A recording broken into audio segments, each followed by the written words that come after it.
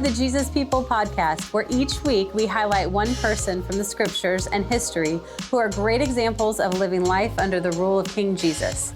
This is a great podcast to listen to as a family or on your own to get a bigger imagination for what interactive life in God's kingdom looks like for you.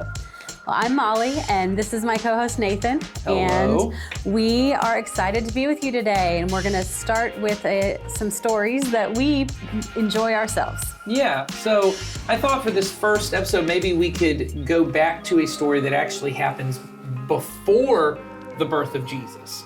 So, we said at the beginning, this is about people who are great examples of living under the rule of King Jesus. But at this point, Jesus hadn't even been born. Right. But what we're going to see whenever we look throughout the scriptures is that there are these examples of people who are trying to have life with God, right. Life in God's kingdom.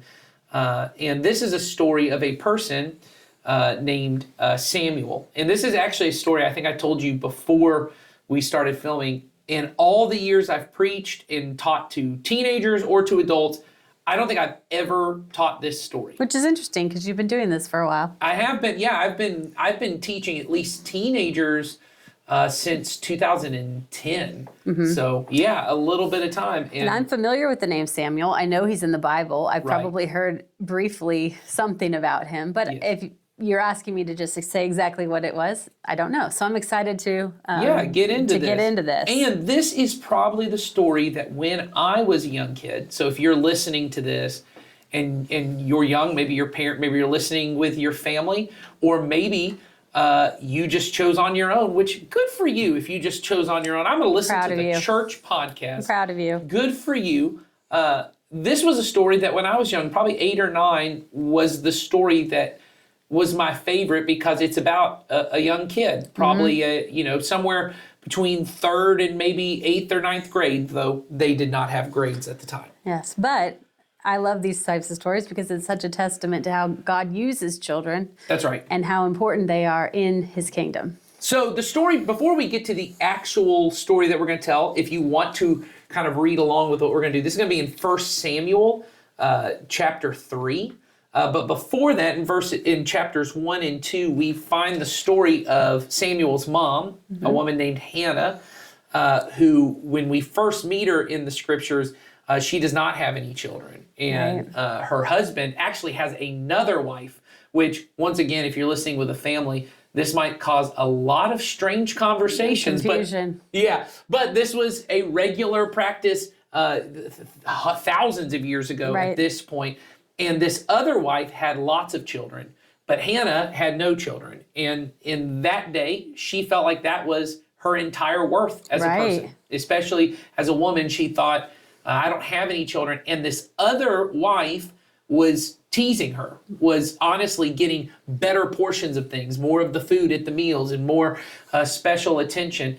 And she begins to feel like, maybe she's not as blessed. So she goes to the temple and she prays that God will give her a child. And she says, if you give me a child, I will dedicate him to you, God. And God answers that prayer and gives her this son, Samuel. And when she actually honors that and brings the child to the temple, there was a priest there who, once again, if you're young, a priest is kind of like what Molly and I do here at the church. There's someone who works for really the people of God to try and lead them to worship and honor God. And his name was Eli.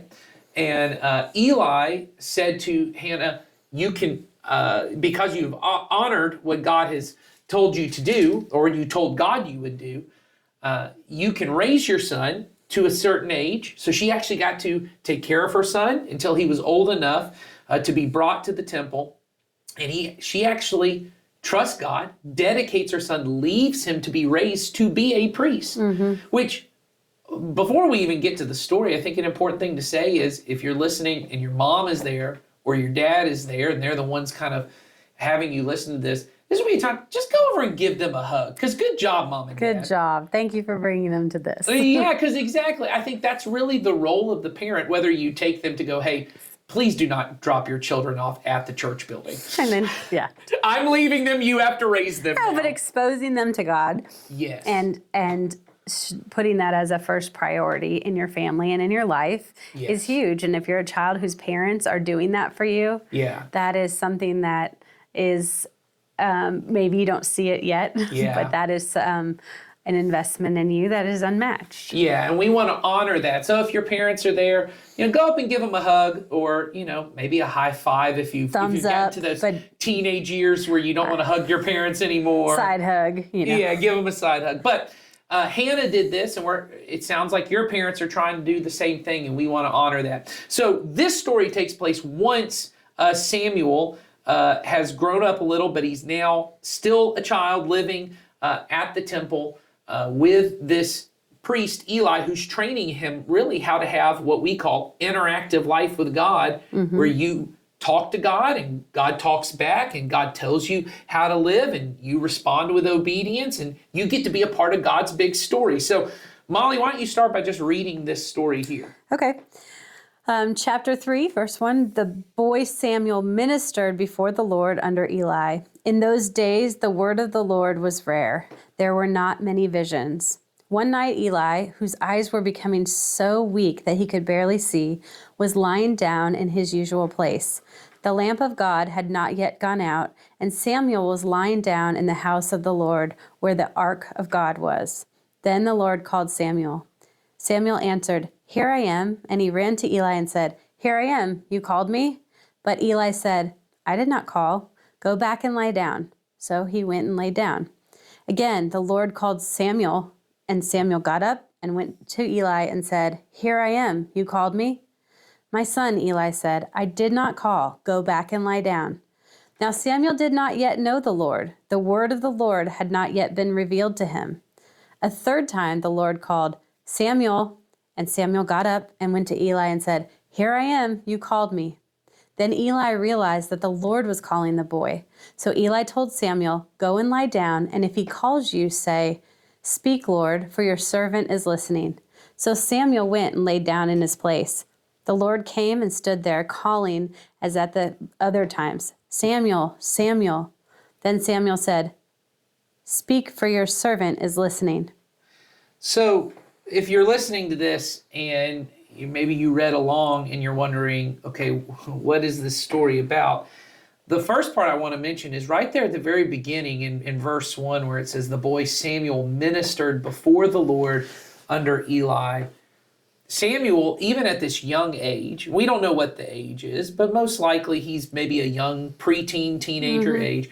He is already doing the work of God. And I think that's so important if you're listening to this and you're young and you kind of feel like your job at church is just to show up and listen to the Bible stories and not get too crazy. Yeah, not to get too crazy. Maybe answer some questions that your leader might ask you. Yeah. Be part of the group, but not necessarily that you're an active part of what's going on in the kingdom. Right. And here we see this story of Samuel from a young age is learning how to be a part of what God's doing in the world. And I would say if you're a child listening to this, or you're a teenager listening to this, the important part is starting to begin to recognize where might God be working around me. And all he's asking me to do is just learn how to do that. Now, that's what we're trying to do in both our student ministries and our children's ministries, that when you come to church on Sundays and your leaders are there, they're trying to teach you how to recognize what God is doing in the world. And so you coming and learning, that is a key part of it. But there may come a point that, just like Samuel, you feel God kind of stirring. Right. The other part I like is still in verse 1. It says, in those days, the word of the Lord was rare. There were not many visions. And when I think about that is, we often read the Bible and we see all these cases where God is coming and he's talking to people. And it kind of feels like, well, that was happening all the time back as my kids say, in the back days. In the back days. Well, my kids would say in the 19s. In the 1900s. Yeah, so not the same. Back in the 1900s. But we're talking way back. Yeah, but still, it feels like, that happened all the time. And here, he's saying, actually, it was very similar to the way it is now, which is most of us don't know anyone who's just seen a vision from God or heard from God. And so Samuel has not been trained to listen to what God might say. So then when he starts hearing the voice of God, Well, what's his first assumption? He has no recognition of it. He just assumes it's the person with him. Yeah, you Eli. hear this voice and you think, oh, well, it must be Eli telling me to do this. Now, So at my house, my child would probably assume it was my husband or I saying something. that's right. You hear this. And so we're not saying, once again, if you're a kid listening, we're not saying you should expect necessarily to hear an audible voice like coming from your parents. But I would say this, sometimes you feel something within you. You're in a situation and the way I always used to say, I can hear my mom's voice in the back of my head, don't do that. Don't talk that way. Don't do that. And there's a part of you that just assumes, well, that's just my mom. But maybe if you learned how to listen enough, you'd actually hear that when God says that when you feel this voice and you say, hey, you should be nice to that person. Right. Or everyone else is kind of picking on that person. Maybe you should stand up to that person. If you can begin to listen to it and start to recognize, maybe that's not just something my mom says or Maybe my dad says. Maybe it's God, but we're not expecting to hear it. And so then eventually Eli realizes, Samuel, you need to recognize this is God speaking to you and you need to be ready to act on that. And we're not going to read the rest of the story, but what you'd hear if you do is the message that God even gives to Samuel is one that is kind of challenging. He tells Samuel that Eli's family, who had been the priest, and he was supposed to kind of pass that down to his sons, whose names I believe are Hophni and Phinehas, which pretty good names right there. Hophni, that's a good one. I hope those come back. Yeah, I'm just saying. Hophni's going to make a comeback. Phineas, I think, has. Yeah. Lots of Finns in the world. Well, because Phinehas also is like this in the 1900s. And back in the 19s, there was a cartoon character, right? That is true. Back when, well, not when I was a kid, but when I was a youth minister, there were kids that were watching Phineas and Ferb. But this idea is that they were not really following God. They weren't listening to the voice of God. And so God says, I'm going to take away the priesthood from them. They're not going to get to be my ministers. Samuel, you are. And Samuel is the one who has to go tell this to Eli.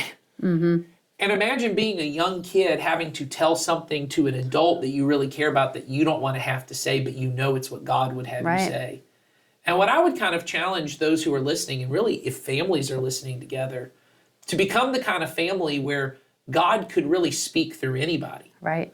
That maybe sometimes it actually could be the kid that God speaks to, and that God might actually say something, and the kid could say, hey, Mom, Dad, I actually think God would want us to do this. Or I actually would want this. And that the parents would be open to listening, even if it's something the parents don't want to hear. Right. And then certainly on the other side, that sometimes you as kids have to listen because your parents have the wisdom and maybe they're hearing from God and say, hey, this should be what we want to do. But this idea, and really what we want to do on this podcast, is learn to become the kind of people who can recognize through the stories we already know are true, stories in Scripture, stories of followers of Jesus throughout history. What does it look like to hear the voice of God and actually do what he says? And I think this is a powerful thing. And I think if you're a young kid or student listening to this, I hope you would begin to just get this imagination of what would it be like if at my school or on my ball team or in all the different places I go. All the places I go, yes. What would it look like if God spoke to me, and what would I be willing to do what he has to say? Right, because truly that's what it means to be in an interactive life with God. Yeah. And that's what we want to do. We want to show examples, and we want to show how there's so many scenarios where people are living interactive lives with God. And when we open ourselves to that and we listen and we respond and interact with him, we have no idea how he'll use us. So here's a question I want to leave you with. If you're sitting as a family listening to this, maybe talk about it. If you're a parent listening to this, or if you are a child listening to this, you're not the parent, maybe ask your parent this question. Have you ever felt like God was calling you to do something? Have you ever felt God telling you to obey him in some way? You were in a situation, you just felt within you, this is what God would want me to do. What did that feel like? And what did you do? And I'll say this, if you're the parent, and maybe you didn't handle it well, be willing to say that and just say, I didn't listen and I didn't obey, and here's what that caused him. And a lot of times it doesn't always feel good. That's right. And so just being willing to talk about it as families, I think that's a powerful thing. And so I want to encourage you guys just to start having those conversations. And next week we'll have another story of a different Jesus people for you. Another Jesus person. So we will see you next week. Take care.